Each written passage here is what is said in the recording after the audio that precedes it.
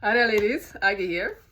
So, today I want to talk about a subject that I think affects most of us who ever had an issue with clutter, with too much stuff, bringing in things to the house that at the end of the day does not 100% serve us, that ends up being clutter, ends up being too much stuff.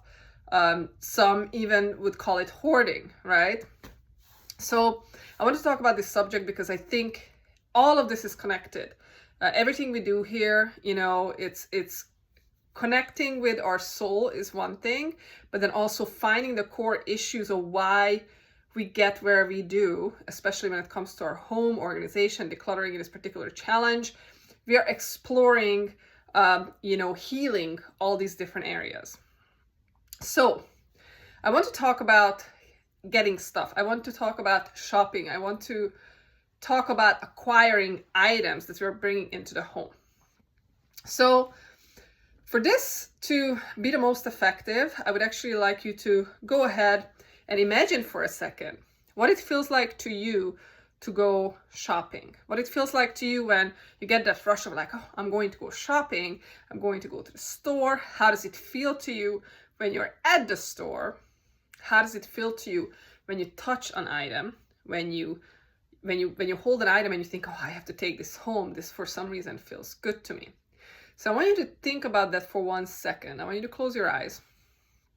You can put your hand on your heart if you would like.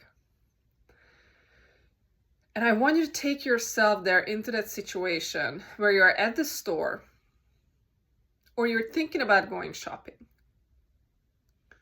And I want you to think about, how does that feel? How does it feel to you to think about going shopping?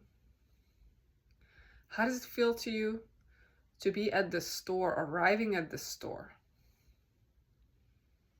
How does it feel to you to pick up an item?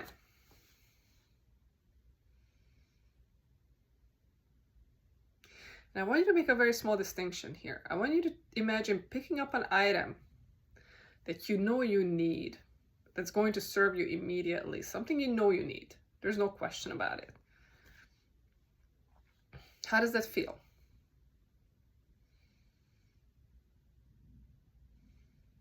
And now I want you to think about picking up an item that for some reason makes you excited. However, deep down you know that perhaps you shouldn't get it. Perhaps this is not going to serve you in the immediate future for now. Imagine picking up an item like that. How does that feel?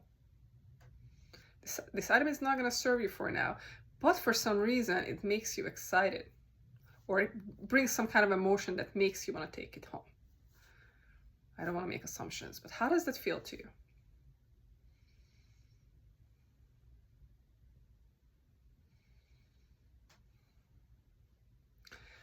Okay, now I want you to come out of that meditation for a second, and I want to talk about this. This is very important. I want to talk about these feelings that come up during shopping. And I don't want to make them negative. I want to make them into something, transmuting them into something that actually serves you. So many times, the emotions, the feelings that come up in us when we go shopping, that compulsion that's pushing us to acquire more stuff, is a burst of positive, creative feeling. We are expressing creativity. Many times it's an expression of creativity. Oh, this would fit here. This would go great with my clothing. This would go great with my tablecloth. This would go great with some kitchen item I have. It would match my bed sheets, right? So there's an aspect of creativity that comes into play, and that feels good because there's an inherent part of us that knows that creativity is a good thing, right? Now, the issue here is that in most cases, and I'm not saying you can never shop again, but in most cases when there is a compulsion to shop, the creativity is actually being channeled in the wrong direction. It's almost like compensating for a creativity that wants to be expressed in some area of life, but that area of life hasn't gained clarity, that area of life hasn't been giving attention. And not because the creativity in it, there's an urge for us to be creative in this lifetime. That's like one of the biggest powers we have in this lifetime. That creativity, we begin channeling to something like shopping that at the end of the day isn't really truly serving the purpose that our soul is calling us to serve. So the way I want you to look at this is there's actually a positive aspect of that. It means, you go out, you have this creative power. There's a power within you. However, many times when we have compulsive behavior of any sort, it comes with negative emotions, depression, anxiety, anger. And why is that? It is because our creativity is trying to break through, but we're not allowing it to truly be channeled into the areas of life where it's trying to, our soul is trying to tell us to channel it into. So I want you to look at this as a good thing. You are creative, you have a power, but now your job becomes to look at, where is my soul calling me? Where is my soul calling me to fulfill my purpose? What is the direction in this lifetime that right now my soul is calling me to go?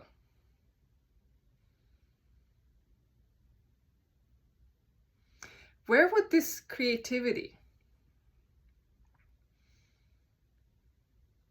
be best expressed, where I would feel like I'm flourishing, where my heart is singing, that I feel like this is something I'm truly good at, and I want to invest my creativity in this area of life?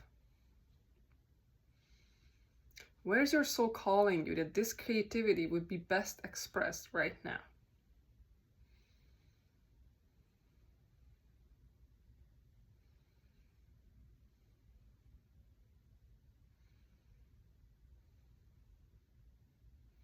You can go ahead and write this down. If something is coming through to you, please write it down. Where's your creativity truly trying to be expressed according to your soul's calling?